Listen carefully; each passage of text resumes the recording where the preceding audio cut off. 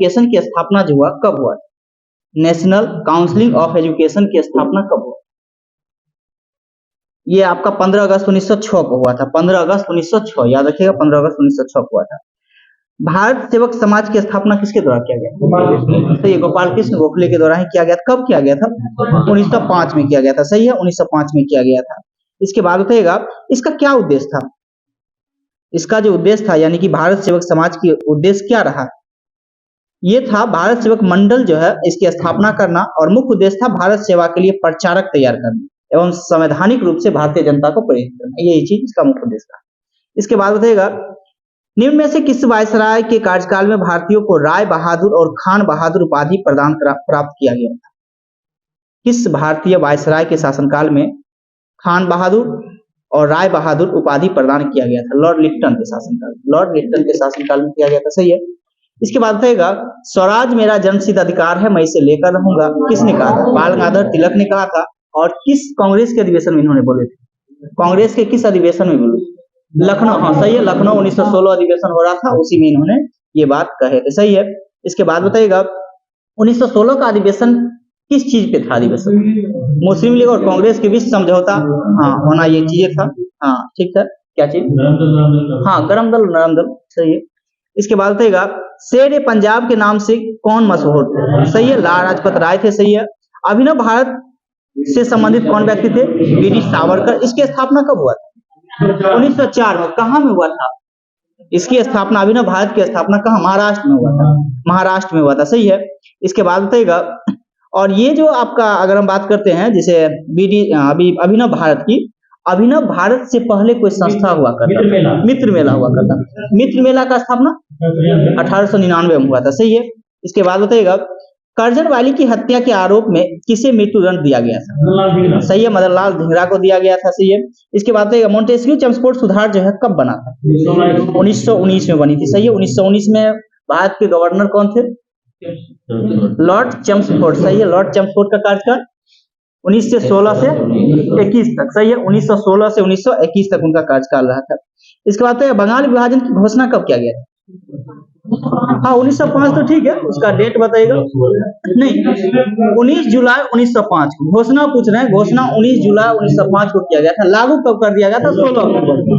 16 अक्टूबर को लागू कर दिया। कहीं कहीं 20 जुलाई भी आपको लिखता होगा, तो 19 जुलाई और 20 जुलाई का थोड़ा सा ये चीजें हर जगह जो है सो हर चीज लिखता है, तो आप याद रखिए 19 या 20। इसके बाद बताइएगा अनुशीलन समिति जो थी किस प्रकार की समिति थी? क्रांतिकारी संगठन था ये, क्रांतिकारी संगठन था। इसके बाद ये अनुशीलन समिति में बताया बंगाल में कुल कितना समिति होने का प्रमाण मिला? टोटल 19 समिति था। टोटल 19 समिति। अनुशीलन समिति की स्थापना जो है आपका 1902 में हुआ था। 1902 में। हाँ। इसके बाद बताइएगा अनहैप्पी इंडिया पुस्तक के लेखक कौन थे? सचिन नासन्याल। अनहैप्पी इंडिया लाला लाजपत राय है ना? लाला लाजपत राय हो जाएंगे। सही है।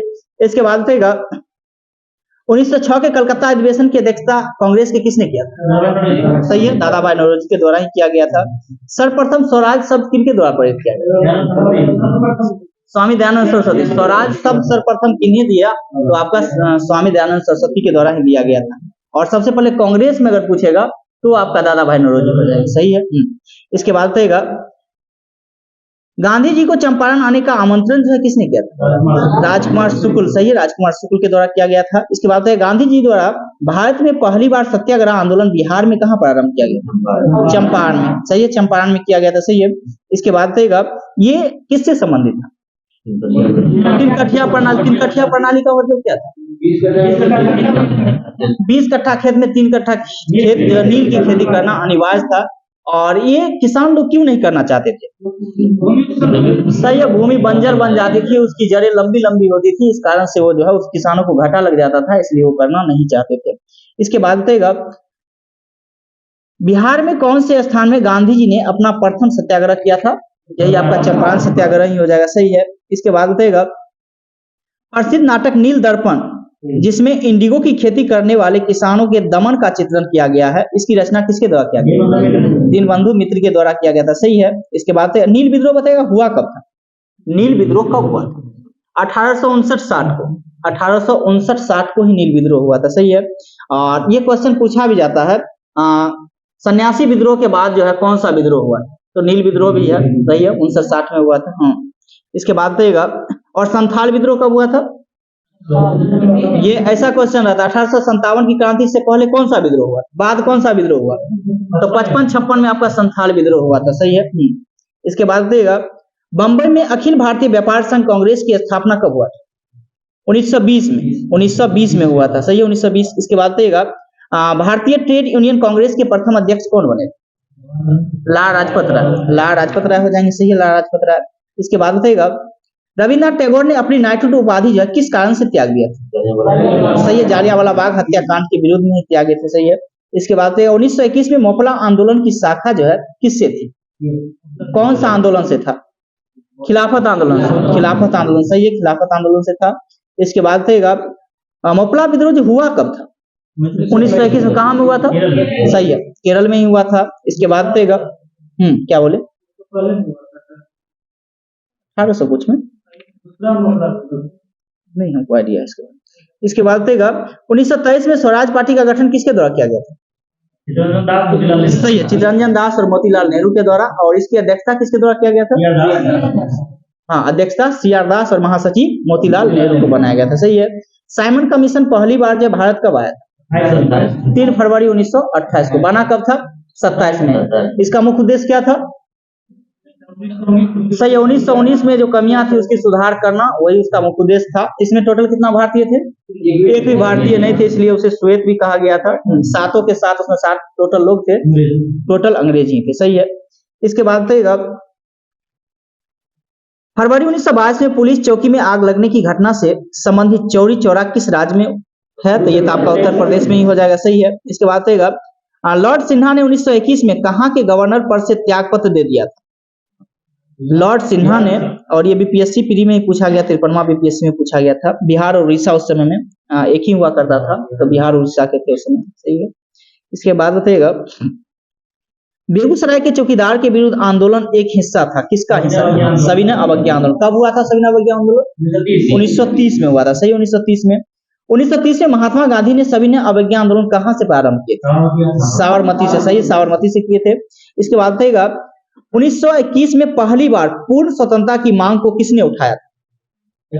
पूर्ण स्वतंत्रता की, हाँ, 1921 में पहली बार पूर्ण स्वतंत्रता की मांग सबसे पहले किसने?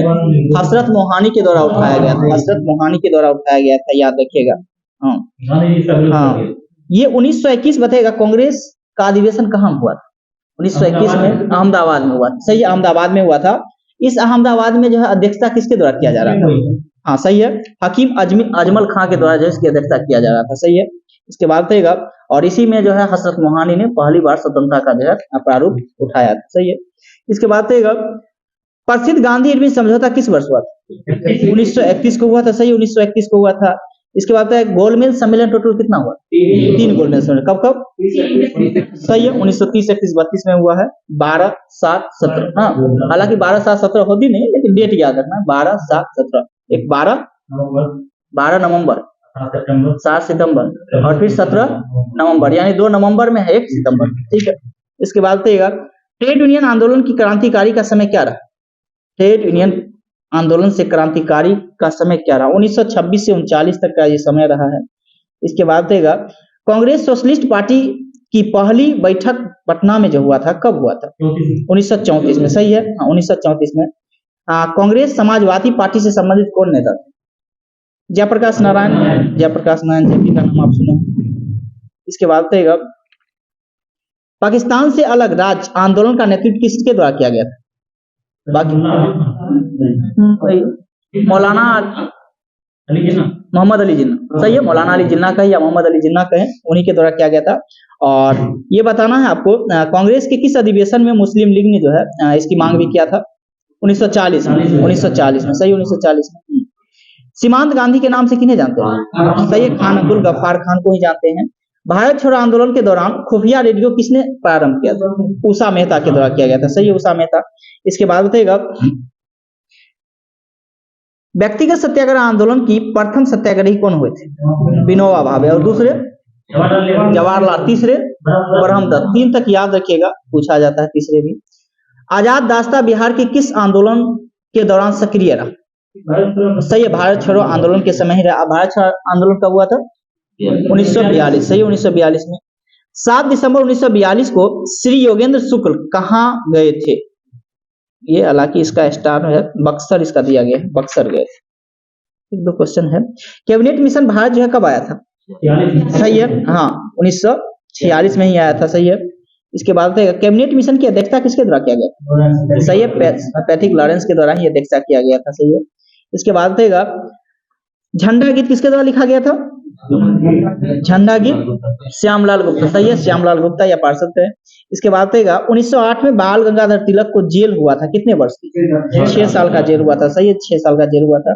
इसके बाद प्रथम भारतीय जिन्होंने स्वाधीन भारत में गवर्नर जनरल का पदभार ग्रहण किया था, कौन थे? प्रथम भारतीय, सीधे आपको ये रखना है, प्रथम भारतीय कौन थे जिन्होंने गवर्नर जनरल के रूप में काम किया? श्री राजगोपालाचारी। एक ही भारतीय ही थे, बाकी का सब अंग्रेजी बना था, एक ही भारतीय थे। रामचंद्र शर्मा किस गांव से संबंधित है? ये आपका बिहार का है, लेकिन कौन गांव से है? अमहरा गांव। अमहरा गांव कहाँ पड़ता है? तो ये आपका पटना में पड़ता है, पटना में पड़ता है। इसके बाद भारतीय संविधान में टोटल कितना अनुच्छेद शामिल? 395 है। सही है। और भाग 22 है, 22 भाग है। और अनुसूची की बात करते हैं, वर्तमान में 12 अनुसूची है ना, 12 अनुसूची है। जिस समय में संविधान लागू हुआ था उस समय में कितना अनुसूची थी? 8 था। और 1935 में कितना था? भारत शासन ने 1935 में कितना अनुसूची? 10 अनुसूची, 10 अनुसूची थी। इसके बाद किसी भी राज्य होने के लिए टोटल कितने तत्व की आवश्यकता होती है? कोई भी कैसे मानेंगे जी ये एक राज्य है? टोटल 4। सही है, टोटल 4 चीजें की आवश्यकता होती है। कौन कौन से? एक तो आपका जनसंख्या होना चाहिए, तो जनसंख्या तो पॉपुलेशन देख ही रहे। बाकी का एक सरकार होना चाहिए किसी भी राज्य को चलाने के लिए। इसके बाद एक एरिया होना चाहिए, क्षेत्रफल होना चाहिए, और एक संप्रभुता होनी चाहिए। संप्रभुता का मतलब क्या होता है? हाँ, संप्रभुता का मतलब सीधे समझ आना है, अगर पाकिस्तान के प्रधानमंत्री को गोली मारना होगा भारत के प्रधानमंत्री को, तो ये ऑस्ट्रेलिया के प्रधानमंत्री से डिसीजन नहीं लेगा कि हम पाकिस्तान के प्रधानमंत्री को गोली मारें। मतलब शासन अपना स्वयं का होना चाहिए। हाँ, कोई भी डिसीजन लेने के लिए अपना खुद का डिसीजन ले सकते हैं, ये चीज तो वही संप्रभुता है। तो टोटल 4 चीजें की आवश्यकताएं होती है। सही है। इसके बाद बताइएगा, श्रीमती प्रतिभा पाटिल को भारतीय गणतंत्र के राष्ट्रपति के रूप में कौन से क्रम का चुना गया? किस क्रम के जो है प्रतिभा देवी पाटिल जो है भारत के राष्ट्रपति बने? 12वें हो जाएंगे। और अभी वर्तमान में किस क्रम के हैं? 15 में। कौन है? द्रौपदी मुर्मू। सही है। इसके बाद भारतीय संविधान में संशोधन करके शिक्षा के अधिकार को कब जोड़ा गया? शिक्षा के अधिकार को जो है कब जोड़ा गया था? हालांकि 86वें संविधान संशोधन अधिनियम 2002 के तहत जोड़ा गया था और 1 अप्रैल 2010 को इसको लागू कर दिया गया था। सही है। इसके बाद भारत के राष्ट्रपति अपनी शक्ति का प्रयोग करते हैं किसके अधीन? सीधे अपना अधीनस्थ अधिकारी के अधीन ये करते हैं। इसके बाद लोकसभा अध्यक्ष की जो है वोटिंग कर रहे हैं, चुनाव की जो है घोषणा कौन करता है? राष्ट्रपति। सही है, राष्ट्रपति करते हैं। चुनाव नहीं होता, उसी के सदस्य उनमें चुने जाते हैं। हाँ, चुने जाते हैं, लेकिन वो तय कौन करता है? तो वो आपका राष्ट्रपति ही करते हैं। सही है। कल के दिन ऐसा का क्वेश्चन पूछा गया है, ये क्वेश्चन पूछा गया कल या परसों मेंस जो हुआ। इसके बाद भारतीय संविधान की 8वीं सूची में जो है टोटल कितना भाषा दिया? 22 भाषा। इससे पहले कितना मूल संविधान में? 18 कि 14? 14। हाँ, 14 याद रखना, 18 ने मूल संविधान में 14, अभी वर्तमान में 22। तब तो सिंधी को जोड़ा गया। कौन से संविधान संशोधन? 21वें संविधान संशोधन के तहत। कब हुआ था? 1967 में। वो 15वां भाषा बना था। इसके बाद कौन सा जोड़ा गया था? कोंकणी, मणिपुरी, नेपाली। कब? 71वें संविधान संशोधन के तहत 1992 में। फिर 92वें संविधान संशोधन के तहत 4 भाषा को जोड़ा गया। कौन कौन सा? मैथिली, बोडी, डोगरो, संथाली। 4 भाषा को जोड़ा गया। मैथिली, बोडो, डोगरी और संथाली, 4 भाषा को, जो कि 2003 में जोड़ा गया। तो टोटल अभी जो है आपका लैंग्वेज जो है जुड़ा हुआ 22 लैंग्वेज। सही है। इसके बाद आम चुनाव में मतदान की आयु 21 वर्ष से घटाकर 18 वर्ष कर दिया गया था। कौन से संविधान संशोधन? 61वें संविधान संशोधन। सही है। और कब हुआ था? 1989 में। 1989 में ही हुआ था। सही है। इसके बाद चीन की समाचार एजेंसी का नाम क्या है? New China new agency, new China new agency, सही है। भारतीय संविधान दिवस कब मनाते हैं? 26 नवंबर को ही मनाते हैं। और ये कब से मनाते हैं?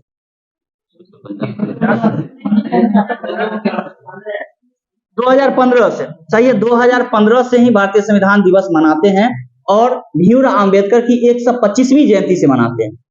भीमराव अंबेडकर की 125वीं जयंती से जो है संविधान दिवस 2015 से ही मनाते हैं, ठीक है।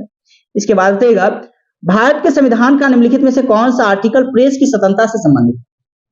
आर्टिकल 19, सही है। आर्टिकल 19 में टोटल कितने प्रकार की स्वतंत्रता की चर्चा करेंगे? 6 प्रकार की, सही है। इसमें संपत्ति के अधिकार को हटा दिया गया। टोटल पहले 7 हुआ करता था, जिसने संपत्ति के अधिकार को हटाया और कहाँ रख दिया? 19 का एफ था, लेकिन उसको हटा के रखा कहाँ? 300 का क में रख दिया गया, सही है। 300 के क में रख दिया गया है, सही है। इसके बाद बताइएगा, भूमि सुधार जो है किस विषय से संबंधित है? राज सूची है या समवर्ती सूची है? राज सूची का विषय, सही है। राज सूची में अभी टोटल वर्तमान में कितना विषय है? राज सूची में टोटल कितना विषय हम ये कह रहे हैं? 61 विषय है। टोटल 61 विषय वर्तमान में, पहले 66 हुआ करता था। 5 जो है आपको समवर्ती सूची में रख दिया, जैसे कि आपका हो गया शिक्षा समवर्ती सूची में आ गया है, वन हो गया समवर्ती सूची में आ गया है, तो हाँ स्वास्थ्य भी है, तो ये सब समवर्ती सूची के अंतर्गत ला दिया है। और अगर हम बात करते हैं समवर्ती सूची में टोटल कितना विषय भी शामिल है? 52 है। पहले 47 हुआ करता था और 5 इधर बढ़ गया, राज सूची से घटा समवर्ती में जुट गया 5। और अगर हम वर्तमान में अगर हम पूछे, जो केंद्र में जो है टोटल कितना विषय है? 100 है। पहले 97 हुआ करता था, लेकिन वर्तमान में 100 है। भारत शासन अधिनियम 1935 के तहत राज्य सूची, समवर्ती सूची और केंद्र सूची में कितना विषय था? भारत शासन अधिनियम 1935 जो बना था, उसमें बताना है केंद्र में जो है, राज्य में जो है और समवर्ती सूची में जो कितना विषय था। तो केंद्र में आपका 59 विषय था, केंद्र में 59 था, राज्य में 54 था और समवर्ती में 36 विषय था। ये क्वेश्चन 2 बार पूछ लिया है। एक बार बिहार एसएससी का मेंस अभी सीजीएल हुआ है, सीजीएल 3 का, उसमें पूछा गया था ये भारत शासन अधिनियम 1935 वाला जो है राज्य सूची में कितना विषय था। इसके बाद बताइएगा, मौलिक कर्तव्य को निर्धारित जो है किया गया था कौन से संविधान संशोधन के तहत? मौलिक कर्तव्य को जो है कब निर्धारण किया गया था? 42वें संविधान संशोधन के तहत, सही है। और किस समिति की सिफारिश पे? सरदार स्वर्ण सिंह समिति के। कब हुआ था ये? 1976 में। सरदार स्वर्ण सिंह समिति में टोटल मेंबर कितना थे? 12 मेंबर थे। टोटल मेंबर की बात करते हैं, टोटल 12 मेंबर थे, जिसमें अध्यक्षता कौन कर रहे थे? सरदार स्वर्ण सिंह ही अध्यक्षता कर रहे थे इस समिति को लेकर के। इसके बाद थे, और ये मूल कर्तव्य की बात करते हैं तो कहाँ के संविधान से लिया गया है? रसिया के संविधान से। मूल कर्तव्य अगर आपसे पूछे तो रसिया के संविधान से, और मौलिक अधिकार आपसे पूछे तो अमेरिका के संविधान से लिया गया, सही है। भारत का कार्यपालिका अध्यक्ष कौन है? भारत की कार्यपालिका जो है अध्यक्ष कौन है? राष्ट्रपति है ना। ठीक है, कार्यपालिका का अध्यक्ष की बात करें तो आपका राष्ट्रपति हो जाएगा, लेकिन वास्तविक अगर पूछ दे कार्यपालिका का प्रधान कौन होता है तो आपका राष्ट्रपति होता है, क्योंकि राष्ट्रपति जो है नाम मात्र का, वास्तविक शक्ति प्रधानमंत्री के ही होता है, वो ठीक है। इसके बाद बताइएगा, राष्ट्रपति राष्ट्रीय आपातकाल की घोषणा जो है, हालांकि बहुत सारे कंडीशन में किया जा सकता है, युद्ध आक्रमण के समय में भी किया जा सकता है, बाह्य आक्रमण, क्या चीज? हाँ, ये सिलेबस में नहीं, क्या सिलेबस में? राष्ट्रीय आंदोलन, बस राष्ट्रीय आंदोलन।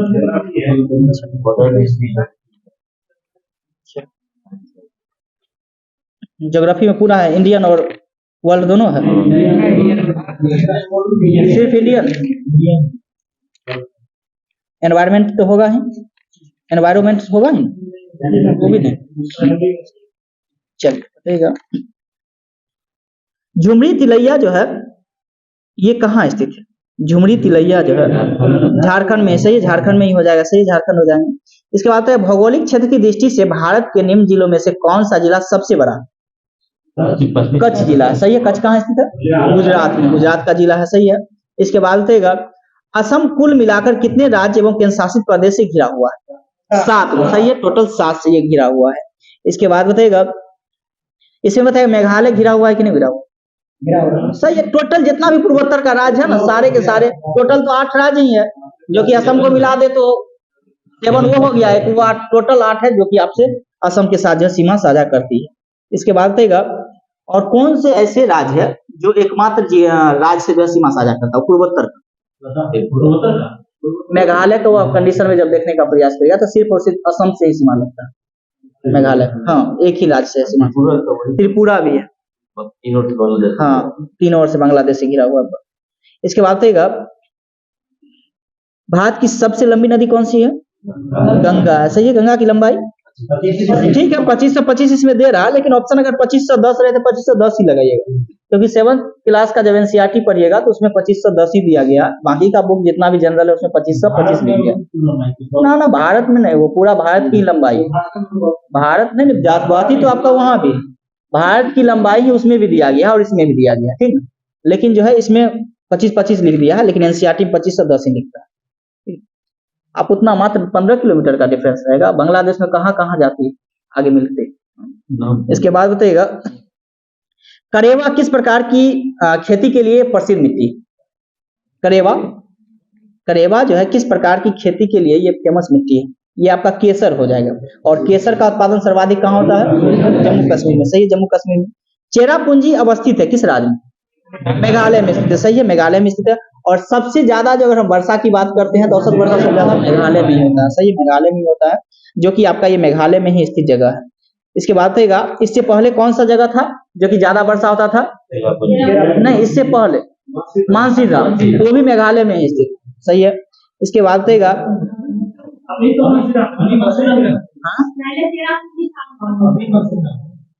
मानसीराम अभी है ना?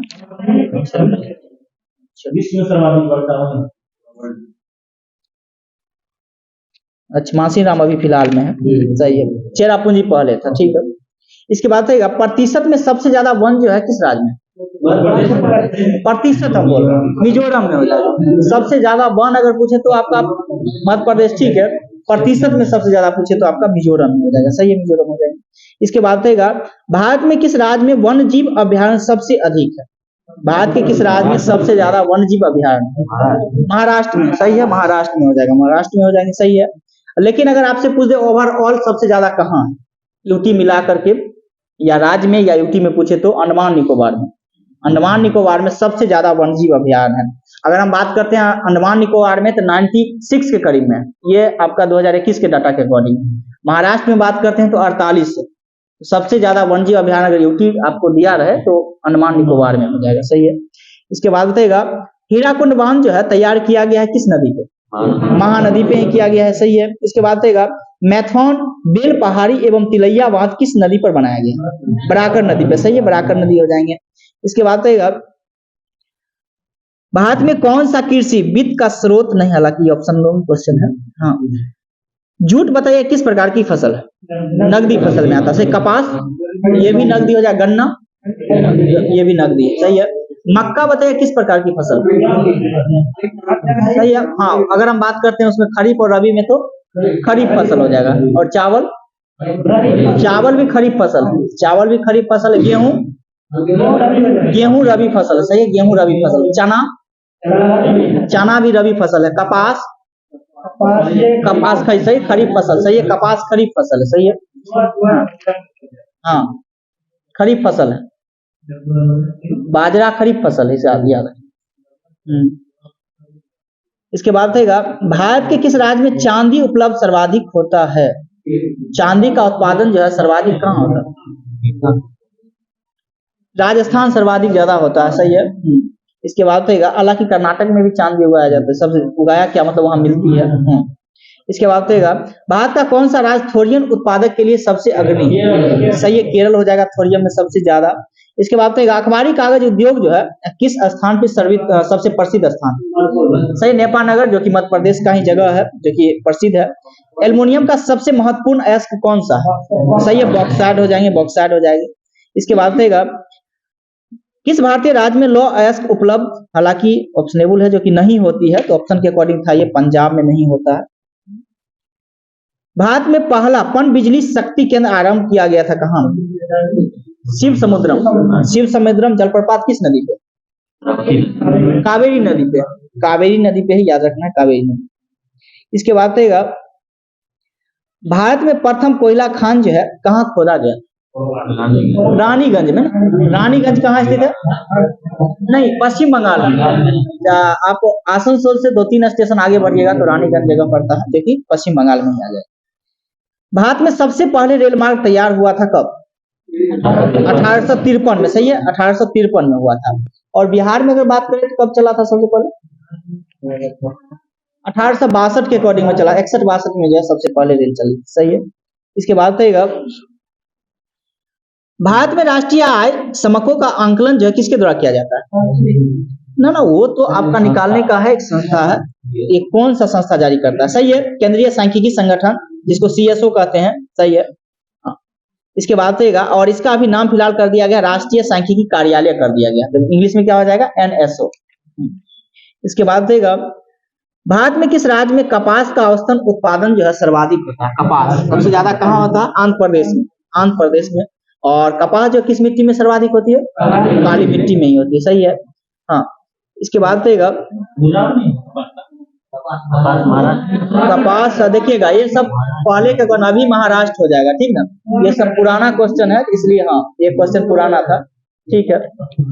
तो जूट में पश्चिम बंगाल है, ये पुराना क्वेश्चन के अकॉर्डिंग वो आंसर ले लिया, ठीक ना? अभी फिलहाल में महाराष्ट्र ही है सर्वाधिक, सही है। इसके बाद कहेगा सब डाटा वाला भारतीय योजना आयोग के पदेन अध्यक्ष जो होते हैं कौन होते हैं? प्रधानमंत्री होते हैं। ये है कि नहीं? पॉलिटी है कि नहीं? चलिए साइंस बताइएगा। मायोग्लोबिन में जो है कौन सी धातु होती है? लोहा, लोहा होता है, सही है, लोहा। इसके बाद कहेगा मनुष्य के शरीर में खून की शुद्धिकरण की प्रक्रिया को क्या कहते हैं? डायलिसिस कहते हैं, सही है। हाँ। इसके बाद कहेगा किसकी कमी से मधुमेह होता है? इंसुलिन की कमी से, सही है, इंसुलिन की कमी से ही मधुमेह होता है। इसके बाद एड्स निम्न कारणों में से किसके द्वारा होता है? वायरस के द्वारा होता है, वायरस के द्वारा होता है, सही है।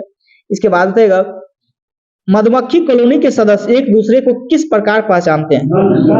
सही है, गंध के द्वारा ही पहचानते हैं, सही है। निम्न क्या चीज?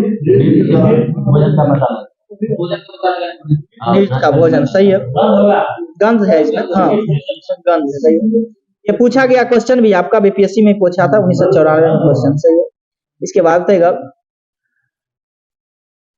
ये जो है ना सो दृष्टि, गंध और एक चीज आप क्या भी कह रहे थे?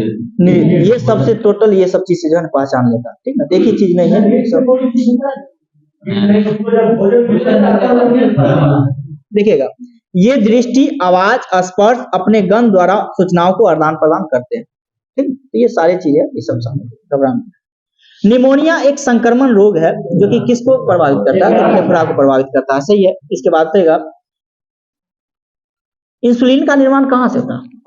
अग्नाशय से होता है, सही है, अग्नाशय से ही होता है। इसके बाद बताइएगा क्लोरोफिल में कौन सी धातु आयन पाया जाता है? मैग्नीशियम पाया जाएगा, सही है, मैग्नीशियम हो जाएगा। गेहूं की खेती के लिए कौन से उर्वरक का प्रयोग करते हैं? नाइट्रोजन, सही है, नाइट्रोजन हो जाएंगे, नाइट्रोजन का प्रयोग करते हैं। इसके बाद शर्कराओं में सबसे मीठी कौन सी है? फ्रुक्टोज, सही है, फ्रुक्टोज हो जाएंगे, सही है, फ्रुक्टोज। इसके बाद कहेगा ये बताएगा फ्रुक्टोज जो है डाइसैकराइड का उदाहरण है या मोनोसैकराइड का उदाहरण? मोनोसैकराइड का, मोनो का है, याद रखिएगा। इसके बाद बताएगा मटर पौधा है किस प्रकार का पौधा? शाक है, सही है, शाक हो जाएंगे। इसके बाद बताएगा किस वनस्पति खाद्य में सर्वाधिक प्रोटीन होता है? सोयाबीन में कितना प्रतिशत कह रहा हूँ? सही है, 38 से 42, कहीं 40-42 इस प्रकार से देता है, 38 से 42 में। संसार का सबसे बड़ा फूल कौन सा? रिफ्लेशिया। और सबसे छोटा वुल्फिया होता है, सही है, वुल्फिया होता है। और ये रिफ्लेशिया की बात करते हैं तो इसका डायमीटर कितना होता है? रिफ्लेशिया का डायमीटर कितना होता है, यानी व्यास कितना होता है? 100 सेंटीमीटर, 100 सेंटीमीटर होता है इसका। और वजन की बात करते हैं तो 10 केजी के लमसम इसका वजन होता है, रिफ्लेशिया। क्या चीज? 10 केजी, 40 नहीं, 10 केजी। इसके बाद बताइएगा जहां जीव रहता है उसे सटीक स्थान को क्या कहते हैं? आवास कहते हैं, सही है, आवास हो जाएंगे। इसके बाद बताइएगा विटामिन जो खट्टे फलों में पाया जाता है तथा चर्म को स्वस्थ रखने में मदद करता है, कौन से विटामिन? विटामिन C हो जाएंगे, सही है। इसके बाद बताइएगा विटामिन C का रासायनिक नाम? सही है, अस्कॉर्बिक एसिड होते हैं, सही है। इसके बाद बताइएगा टोटल जो है एक वयस्क मनुष्य के शरीर में कितने दांत पाए जाते हैं? 32 दांत, सही है, 32 दांत, सही है, 32 दांत, सही है, 32 दांत पाए जाते हैं। इसके बाद बताइएगा और कितने दांत जो है पुनः जन्म ले लेते हैं? 20 दांत। सही है, 20 दांत जो है पुनः जन्म लेते हैं, जिसमें कृंतक बोलना है कितना? कृंतक 4, टोटल 8 दांत। सही है, 4 नीचे 4 ऊपर, तो टोटल 8 हो जाएंगे। रदनक टोटल कितना दांत? रदनक 4 गो। सही है, रदनक हो जाएंगे 4 गो हो जाएंगे। सही है, इसके बाद कौन सा है? एक चवर्णक है, अग्र चवर्णक एक है, जिसमें बताना अग्र चवर्णक कितना? अग्र चवर्णक 8 गो। सही है, अग्र चवर्णक 8 गो और चवर्णक टोटल पूर गया। 4 को अगर जोड़ेंगे, चलिए लिखिए समझिए। तो अगर मान के चलिए आपका कृंतक कितना? 8 गो। इसके बाद बताएं क्या? रदनक, रदनक कितना? 4 गो, तो टोटल कितना हुआ? 8 4 12 गो। इसके बाद आप क्या कर रहे हैं? अग्र चवर्णक, अग्र चवर्णक कितना? 8 गो, कितना हुआ? 20 गो। और इसके बाद जो है चवर्णक कितना? 12 गो। टोटल चवर्णक की संख्या 12 गो, 6 गो नीचे और 6 गो ऊपर होता है, तो टोटल 12, टोटल 32 पूर गया। इसके बाद बताइएगा सबसे बाहरी दांत जो होता है कौन सा होता है? जैसे यहाँ से स्टार्ट करेंगे मुंह से, तो सबसे नहीं पीछे की बात करते हैं, जिसको चौवा कहते हैं, तो लास्ट चौवा कौन सा? चवर्णक है या अग्र चवर्णक? चवर्णक है, चवर्णक, चवर्णक। नहीं, ध्यान देना, यहाँ ध्यान दीजिएगा। ये जो होता है सबसे आगे वाला, उसको कृंतक कहते हैं, इसके जस्ट बगल वाले को रदनक कहते हैं, उसके बाद अग्र चवर्णक होता है और इसके बाद चवर्णक होता है। इस प्रकार से दांतें होती है, ठीक ना। और एक दांत आप जानते होंगे जो कि कहता है जो अब अकल का दांत। हाँ, तो अकल का याद रखना, वो अकल का दांत का कोई काम नहीं होता, ठीक ना।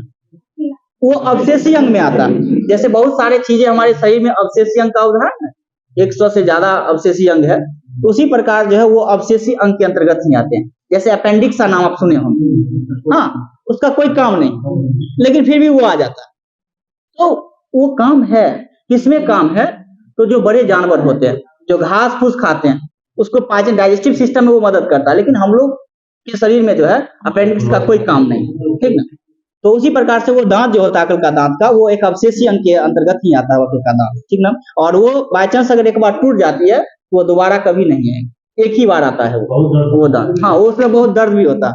हमको भी आया था, तो डॉक्टर के पास चल गए थे, हमको लगा था कि कोई बीमारी उमारी हो गया, हमको उतना ध्यान नहीं, तो गए थे, तो फिर वो सब देखा, टॉर्च मार के बोला ये दांत आ रहा है, ठीक है। खाना में ही नहीं होता था, मुंह नहीं खुलेगा आपका, बहुत ज्यादा दिक्कत होता, यही चीज है।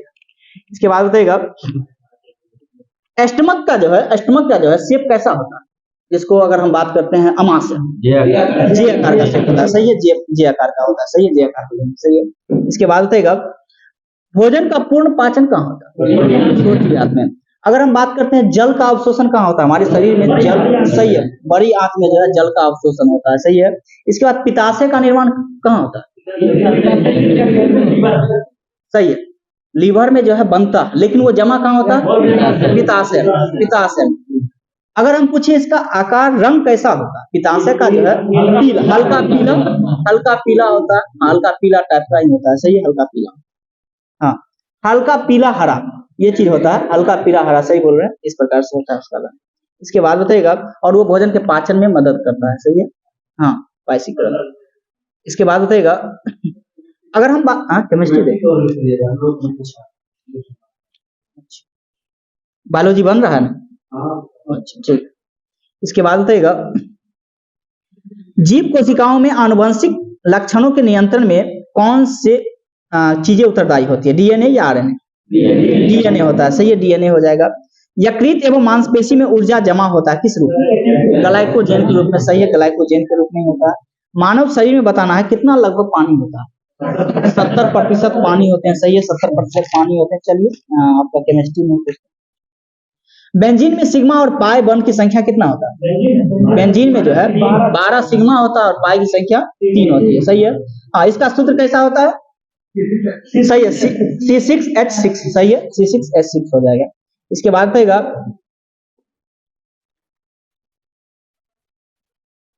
घरेलू एलपीजी सिलेंडर में दाब मापन नहीं प्रदान किए जा सकते हैं क्योंकि, हाँ, ये एलपीजी द्वारा चौक हो जाते हैं, इसलिए जो है ऐसा नहीं किया जाता है। सही है। बताइए पित्तल जो है किसका घटक? सही है, तांबा और जस्ता का ही घटक है। ये बहुत बार क्वेश्चन पूछा गया, तांबा जस्ता का हो जाएंगे।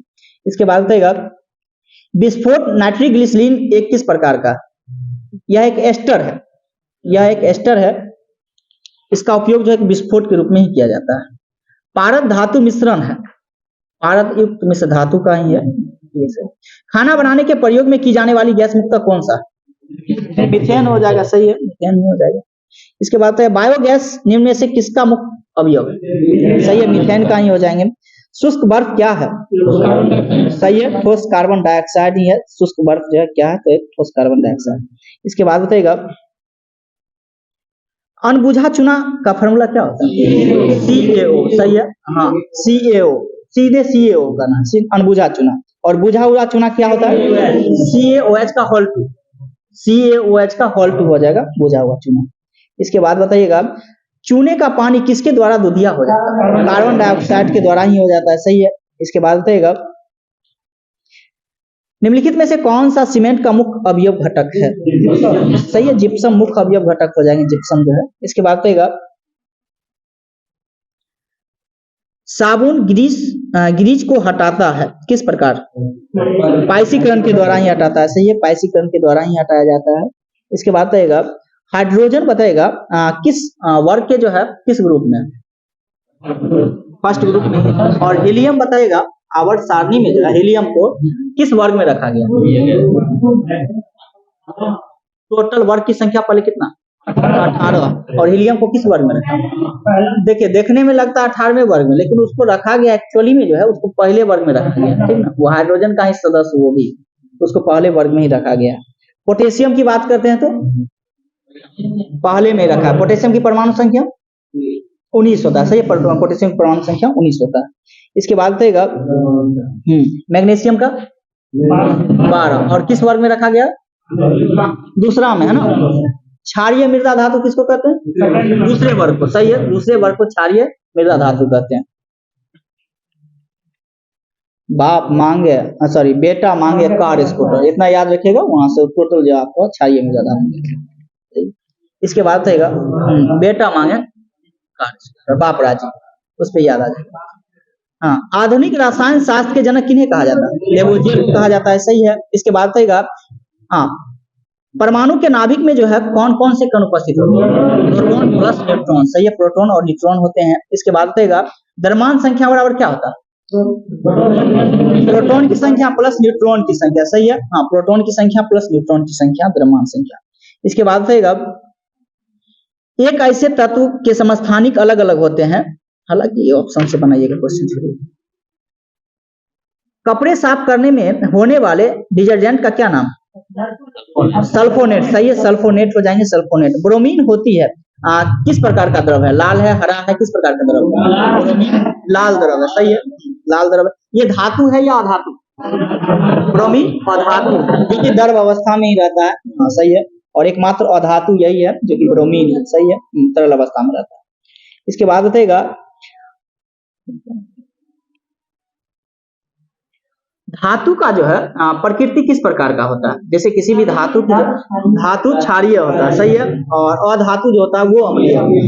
हाँ, अगर हम बात करें और कुछ ऐसे धातु होते हैं जो आपका अपवाद का, वो दोनों का गुण रखते हैं, एक अम्लीय का भी और एक क्षारीय का भी। जैसे एल्युमिनियम बोल दें तो एल्युमिनियम जो है आपका अम्लीय भी है और क्षारीय भी है, लेकिन है वाजिब में वो धातु। तो आपके जो है सो कुछ अपवाद है, जैसे जिंक हो गया और एक एल्युमिनियम हो गया। ये दो ऐसे धातु है जो कि आपका उभयधर्मी ऑक्साइड के अंतर्गत आते हैं। यानी वो किसका? तो आपका क्षारीय का भी गुण रखेंगे और अम्लीय का, दोनों का गुण रखते हैं वो चीजें। इसके बाद बताइएगा किसी विलयन का पीएच मान 7 से अधिक है, वो किस प्रकार का होगा? क्षारीय हो जाएगा, सही है। पीएच मान किसके द्वारा दिया गया था? सोरेनसेन को कब दिया गया था? 1909 में, 1909 में दिया गया था, सही है। इसके बाद बताइएगा पानी का पीएच मान कितना होता है? 7 होता है, सही है, पानी का पीएच मान 7 हो जाएगा। इसके बाद बताइएगा अब जैसे कि अभी जस्ट बताए थे धातु जो है क्षारीय होती है और धातु अम्लीय गुण देते हैं, लेकिन कुछ ऐसे अधातु भी हैं जो आपका जो है उदासीन देते हैं। जैसे कि अब हाइड्रोजन हो गया, ये तो धातु है नहीं, हाइड्रोजन क्या है? धातु नहीं है, और धातु के अंतर्गत एक तत्व में आता है, तो ये उदासीन विलयन का जो है स्वरूप रखते हैं। तो याद भी रखना, ये भी अपवाद का है। इसके बाद रहेगा एक घोल का पीएच मान 3 से 6 बदल जाता है तो H प्लस आयन सांद्रता जो है कितना गुना कम हो जाएगी? 1000 गुना कम हो जाएगी। 1000 गुना कम हो जाएगी, याद रखना है, 1000 गुना कम हो जाएगी। इसके बाद हाँ 3 से 6 में बदलता है ना, 1000 गुना हो जाएगा। इसके बाद रहेगा वेल्डिंग में प्रयोग जो है कौन सी गैसें होती है? एसिटिलीन और ऑक्सीजन दोनों होता है, सही है। इसके बाद रहेगा सिरका का रासायनिक सूत्र क्या होता है? हाँ उसका फार्मूला CH3COO है, CH3COO है, सही है। इसके बाद रहेगा सिरका का प्रयोग, हालांकि हम लोग आप लोग तो साधारण भोजन करने वाले लोग हैं, लेकिन जो ज्यादातर फास्ट फूड खाते हैं उनके घरों में मिल जाएगा आपका सिरका, उसका खान पान में जो उसका यूज किया जाता है, सही है। हाँ क्या चीज? पदार्थ के संरक्षण करने में और खाद जो फास्ट फूड लोग खाते हैं उसमें भी जो है ज्यादातर फास्ट फूड में जैसे भोजन के रूप में करते हैं, हम लोग में नहीं करते हैं घर में। इसके बाद रहेगा कार के बैटरी में प्रयोग होने वाला हाँ सही है, सल्फ्यूरिक अम्ल, और इसका सूत्र क्या होता है? H2SO4, सही है, H2SO4, सही है। खाने का नमक जो है किससे बनता है? जैसे सही है, मजबूत अम्ल और मजबूत क्षार दोनों जो है मजबूत होना चाहिए, तो ये खाने का नमक, जो कि इसका सूत्र की बात करते क्या होता है? NaCl। हाँ इसका पीएच वैल्यू दोनों होता है ना, इसमें देखिएगा कुछ मजबूत क्या है तो आपका अम्ल है और मजबूत क्षार दोनों उदासीन हो जाएगा ना, तो वही 7 हो जाएगा, 7 हो जाएगा तो मतलब इसका कुछ नहीं है, ये चीज। इसके बाद बताइएगा बेकेलाइट निम्नलिखित में से किसके संघनन के रूप में बनता है? बेकेलाइट फिनोल तथा फॉर्मल्डिहाइड के। इसके बाद बताइएगा ठोस के अणु जो है आपस में सटे होते हैं या बिखरे होते हैं? सटे होते हैं। सबसे ज्यादा सटे हुए किसका होते हैं? ठोस के ही होते हैं। उसके बाद द्रव का, और उसके बाद पदार्थ की चौथी अवस्था कौन सी है? प्लाज्मा है, सही है। प्लाज्मा का उत्पन्न कैसे हो? बहुत ज्यादा हीटनेस, सही है। जैसे कि एग्जांपल में आप समझिएगा, किसी भी लिक्विड को जो है उसको गर्म करते हैं तो वो क्या बन जाती है? गैस बन जाती है गर्म करने से। उसी प्रकार से और ज्यादा उसको गर्म करते हैं, और ज्यादा गर्म करते हैं तो वो आपका प्लाज्मा का रूप ले लेता है। यही चीज है, एक नियत ताप से एक अधिक ताप जब उसको दे देते हैं तो प्लाज्मा के रूप में बदल जाता है। हाँ, नहीं वैसे कैसे देख सकते हैं, वैसे कैसे देखते हैं।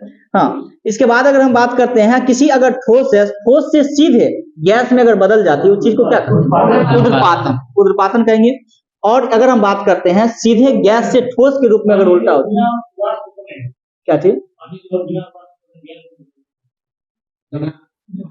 सुनिएगा, हम बता रहे हैं, सुनिएगा, सब बता रहे हैं। अगर हम बात करते हैं जैसे ठोस है सीधे, जैसे कपूर हो गया, नेफ्थलीन हो गया, अमोनिया हो गया, ये सब चीजों को जो है जब हम जलाने का प्रयास करेंगे तो ठोस से सीधे गर्म में हो जाएगा, उसको उर्ध्वपातन कहते हैं। लेकिन वही चीज अगर जैसे मान के चलते हैं वो एब्जॉर्ब हो गया, फिर उस चीज को अगर हम बात करते हैं फिर ठोस में लाने का, अगर गैस से फिर ठोस में बदलेंगे तो उसको क्या करेंगे?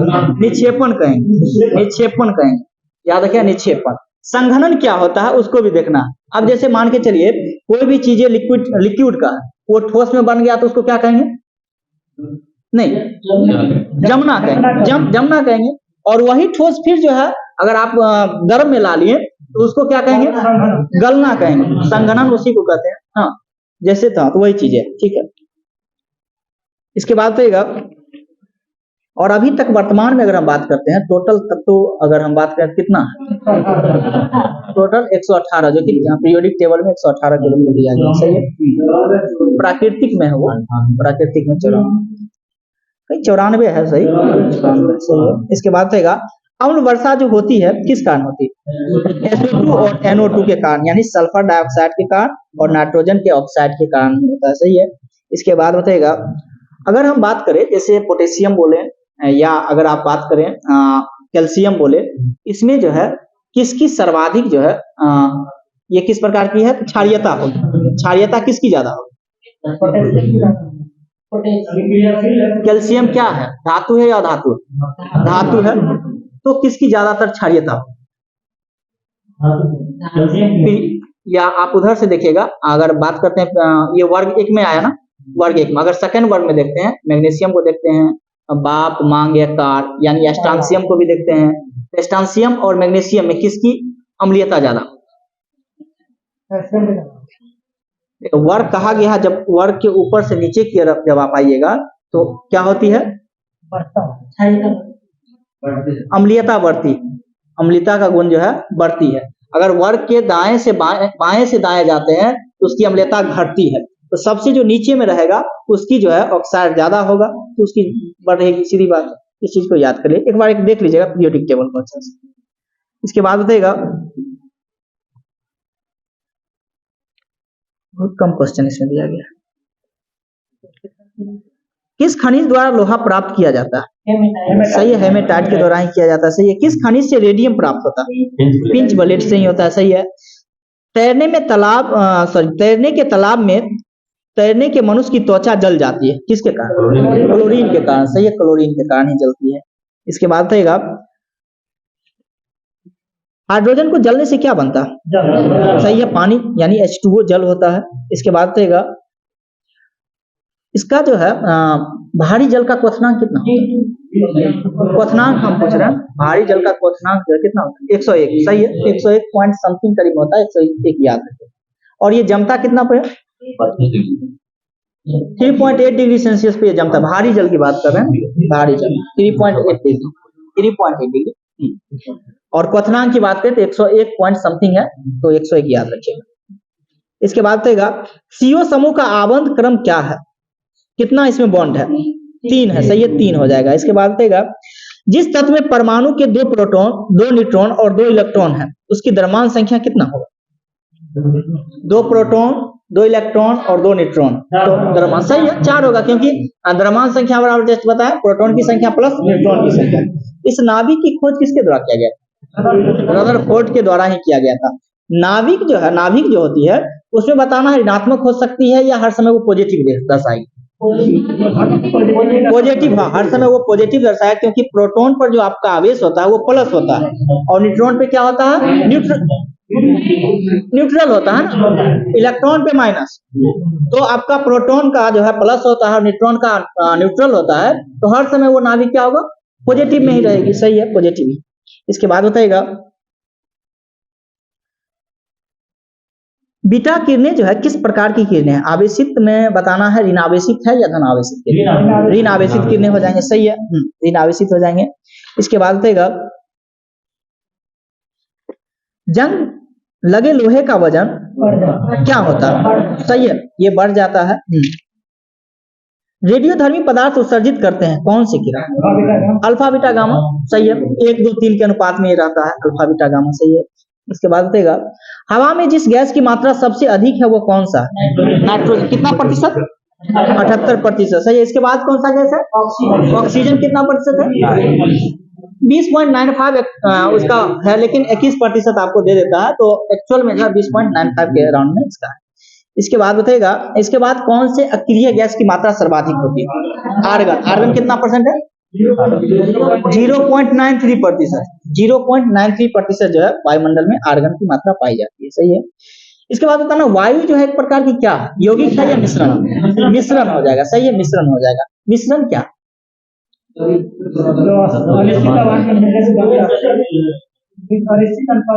हाँ, एक से अधिक पदार्थों को जब हम मिश्रण मिला देते हैं तो मिश्रण, जैसे दूध में पानी का मिश्रण ना, इस प्रकार से मिश्रण हो गया। ये चीज है। हास्य गैस क्या है? नाइट्रस ऑक्साइड हो जाएंगे। सही, नाइट्रस ऑक्साइड हो जाएंगे। इसके बाद बताइएगा, ग्लूकोज का सूत्र क्या होता है? सही है, C6H12O6 होता है। सही है। इसके बाद बताइएगा, शक्कर के किण्वन से क्या बनता है? क्या चीज? Ethyl alcohol. सही है, याद रखिए, इथाइल याद रखिएगा, मिथाइल नहीं, कुछ दिक्कत है। Ethyl alcohol. इसके बाद बताइएगा, ग्लूकोज को एथिल अल्कोहल से में किस एंजाइम द्वारा बदल दिया जाता है?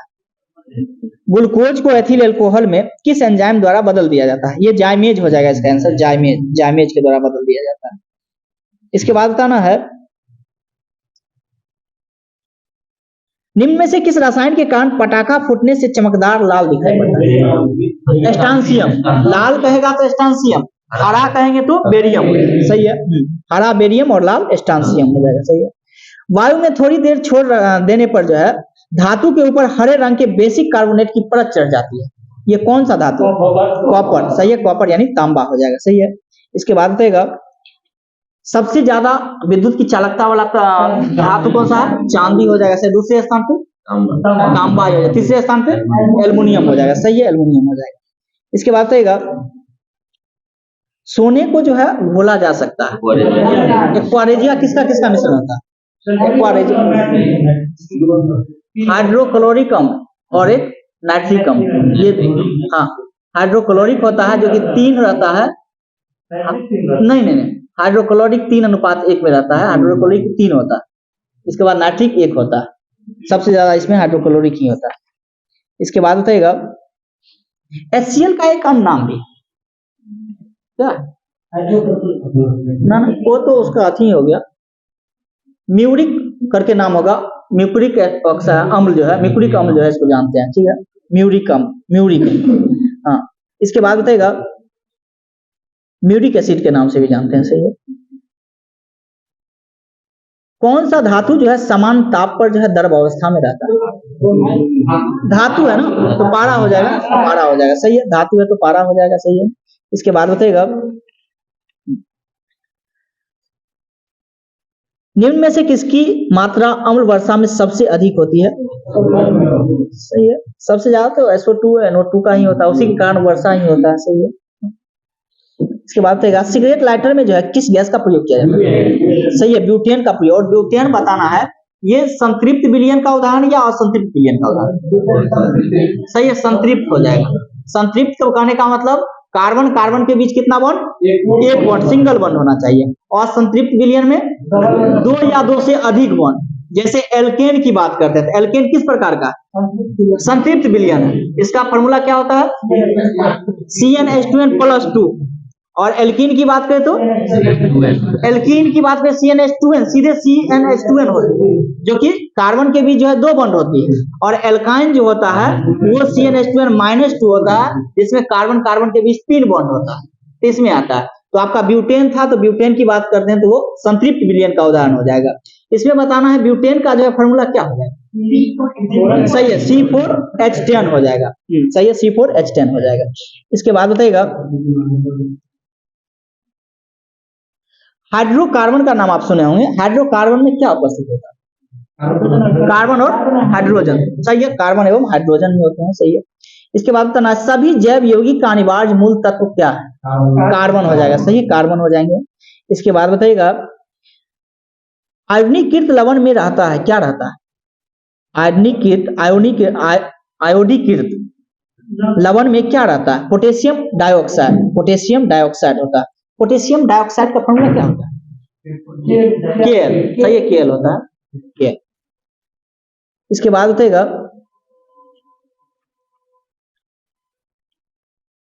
फिजिक्स भी है, फिजिक्स है। इसके बाद बताइएगा कोई भी वस्तु गतिशील अवस्था में रहेगी जब तक उस पर बाह्य बल ना दिया जाए वो तब तक गतिशील रहेगी। न्यूटन का कौन सा लॉ है? प्रथम लॉ। सही है, हाँ प्रथम लॉ ही है।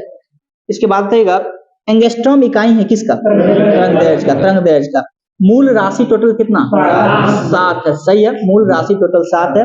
और व्युत्पन्न राशि की बात करें तो 2 है। सही है, 2 राशि है। इसमें बताएगा मूल राशि का मतलब क्या है?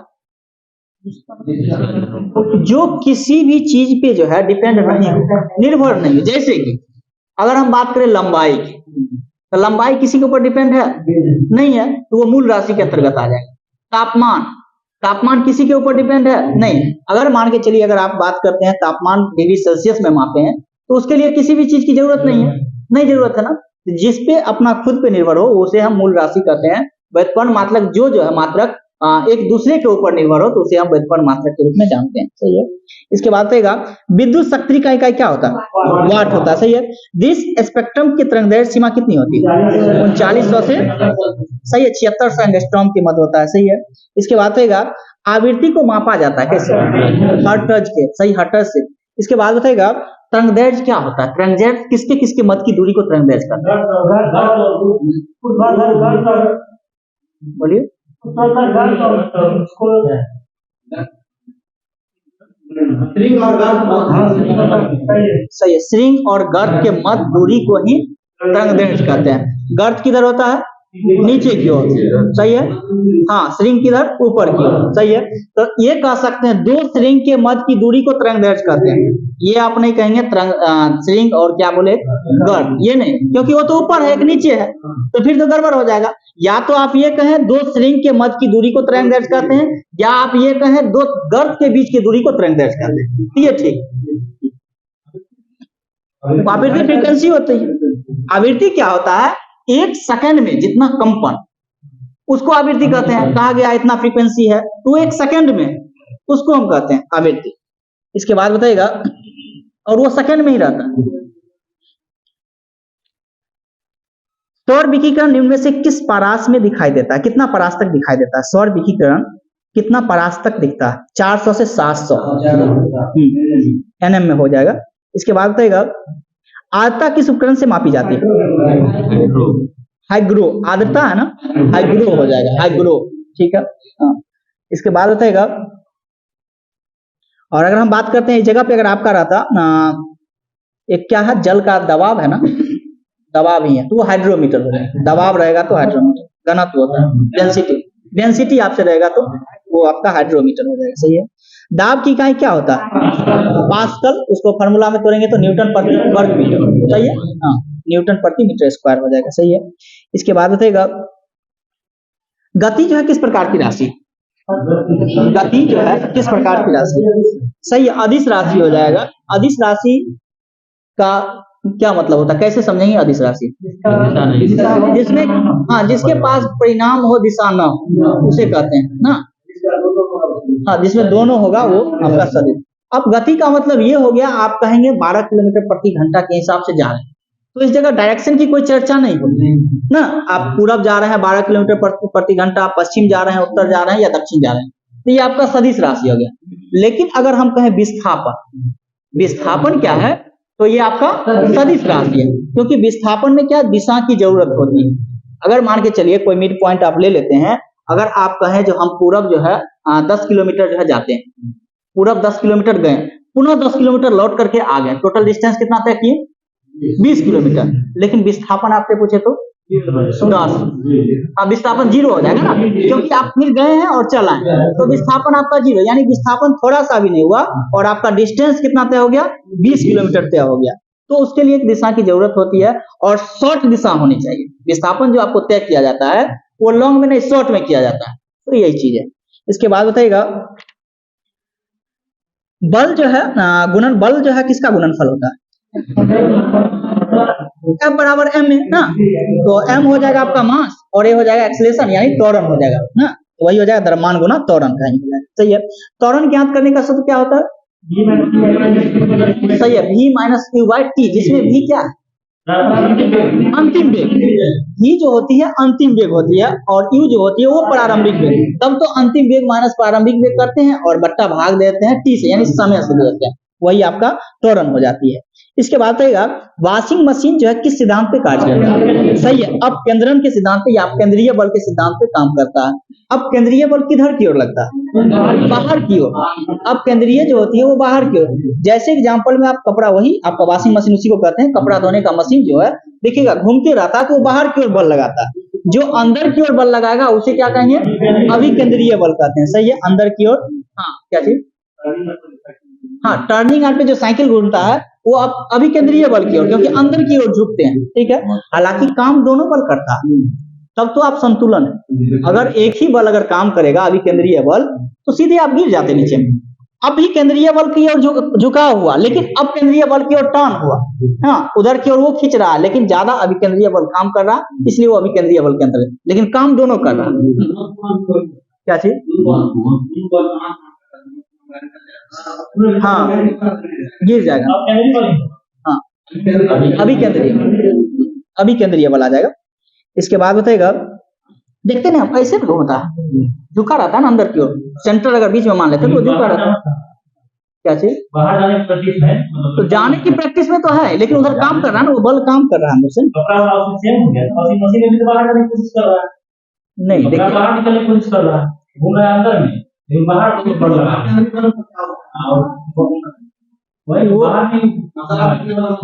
मसाला मसाला पीसने वाला मशीन हो गया, वो किधर की ओर काम आपके अंदर बाहर की ओर लगता है ना, बाहर की ओर फेंकना चाह रहा है,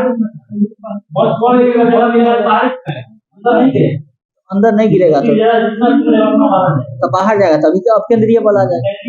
अपकेंद्रीय अगर बाहर जो लगता है बल तो अपकेंद्रीय बल, हालांकि हम तो कभी घुसे नहीं है उसमें, लेकिन देखे हैं सुने हैं। तो सीधा याद रखें ना, जो आप दैनिक जीवन में आप जिस चीज को देख सकते हैं, जो बाहर की ओर ज्यादातर काम करता है तो वो अपकेंद्रीय बल, और अंदर की ओर ज्यादातर काम करता है तो वो अभिकेंद्रीय बल का उदाहरण है। बाकी का सब चीज तो प्रैक्टिस करना असंभव है, बाकी का कुछ चीजें याद करना। इसके बाद बताएगा श्वेत प्रकाश को नली में कैसे प्रदान करते हैं? तंतु को गर्म करते हैं, सही है, तंतु को गर्म करते हैं, सही है। इसके बाद बताएगा विद्युत उत्पन्न करने के लिए कौन सी धातु का उपयोग करते हैं? यूरेनियम का प्रयोग करते, सही है, यूरेनियम का प्रयोग करते हैं। ये भी बीपीएससी में, सब बीपीएससी का ही पूछा गया क्वेश्चन। इसके बाद बताएगा अपेक्षता का सिद्धांत किसके द्वारा दिया गया था? अल्बर्ट आइंस्टीन के द्वारा ही दिया गया, सही, अल्बर्ट आइंस्टीन के द्वारा ही दिया गया था। कमरे में ठंडा किया जा सकता है कौन सी संपीड़ित गैस को छोड़ करके, सही है। हाँ, देखिए इसमें जो है ज्यादातर जो है आपका CFC क्लोरोफ्लोरोकार्बन का भी प्रयोग करते हैं, इसमें ज्यादातर प्रयोग करते हैं संपीड़ित गैस के रूप में। इसके बाद देगा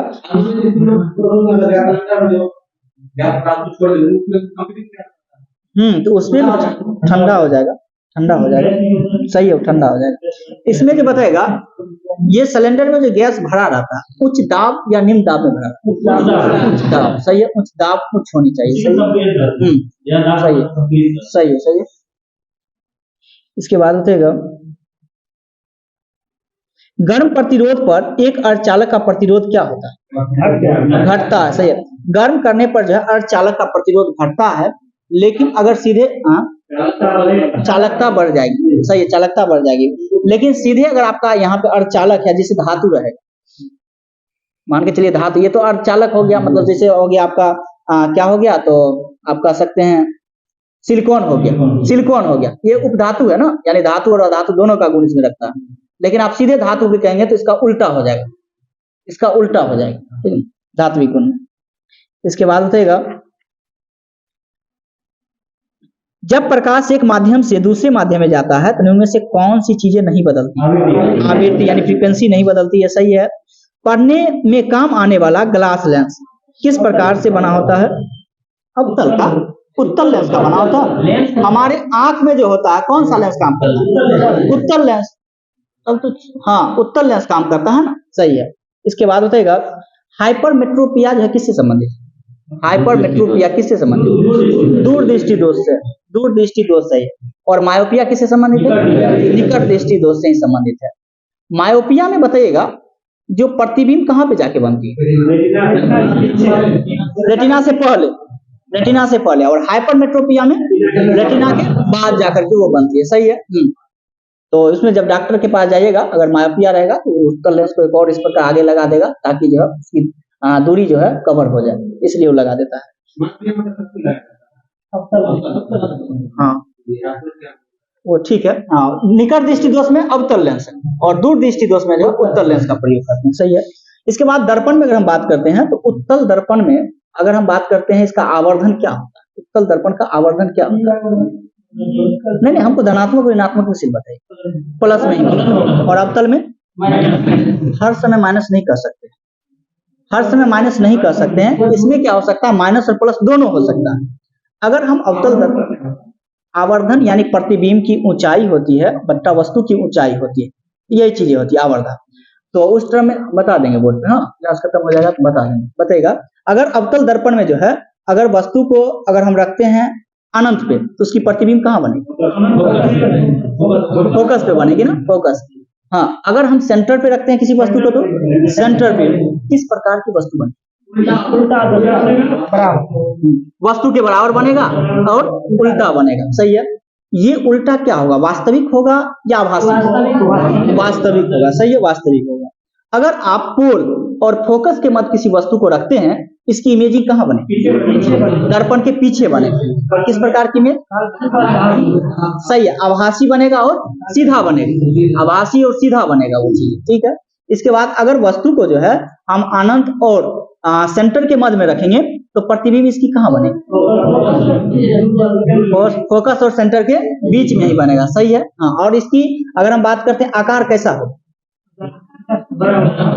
छोटा होगा ना, वास्तविक उल्टा एवं छोटा, वास्तविक उल्टा एवं छोटा हो जाएगा इसका, सही है। अगर हम किसी वस्तु को सेंटर पे रख दें अवतल दर्पण में तो उसकी प्रतिबिंब कहाँ बनेगा? सही है। अगर हम फोकस पे रख दें तो अनंत पे बनेगा, और कैसा बनेगा इमेजिंग? ना ना, वस्तु से बहुत बड़ा, वास्तविक एवं उल्टा बनेगा, बहुत बड़ा बन जाएगा। ये चीज है। उत्तल दर्पण में है कहाँ कुछ ज्यादा, ये कुछ चीज है उसमें फंसता तो अवतल, फंसते हैं तो अवतल दर्पण में फंसेगा, उत्तल दर्पण में फंसना कहाँ? अवतल दर्पण में है ही कुछ कहाँ, क्या है उसमें तो आभासी और सीधा, ठीक है। क्लास खत्म करें बताएंगे ये चीज।